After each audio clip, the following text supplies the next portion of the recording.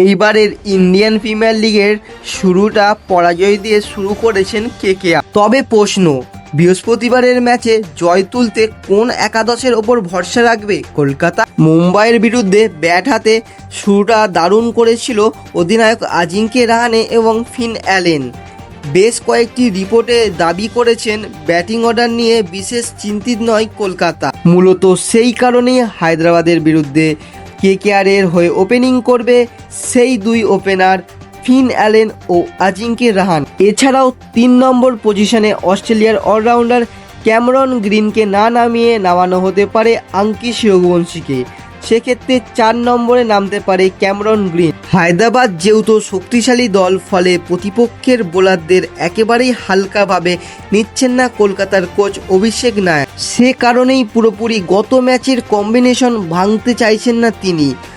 সূত্রের খবর, মুম্বাইয়ের ম্যাচের মতো আগামীকালও 5 নম্বরে ব্যাট করতে আসতে পারে রিঙ্কু সিং। তবে 6 নম্বর পজিশনে রামানদীপের জায়গায় খেলাতে পারে রাচিন রবীন্দ্রকে এবং 7 নম্বরে অনুকূল রয়কে নামানো হতে পারে। বোলিং বিভাগে কথা বলতে গেলে গত ম্যাচে কলকাতার বোলাররা চরম ব্যর্থতা হয়েছিল। আসলে এবছরে ইন্ডিয়ান প্রিমিয়ার লিগের আগেই পরপর 3 জন গুরুত্বপূর্ণ বোলারকে হারিয়েছে কলকাতা। প্রথমেই মোস্তাফিজুর রহমানকে বিদায় দিল, তার বদলে খুঁজে নিয়ে আসলো ব্লেসিং মুজারবানিকে।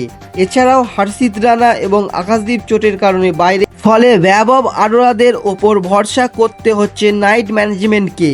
মনে করা হচ্ছে গত ম্যাচে বোলিং বিভাগে বদল আনবে না কলকাতা। সেক্ষেত্রেই এমআইয়ের বিরুদ্ধে যারা খেলেছিল তারাই দলে থাকতে পারে। হায়দ্রাবাদের বিরুদ্ধে কেকেআরের সম্ভবত একাদশ হলো Ajinkya Rahane, Finn Allen, Angkrish Raghuvanshi, Cameron Green, Rinku Singh, Rachin Ravindra, Anukul Roy, Sunil Narine, Varun Chakravarthy ও বৈভব আরোরা।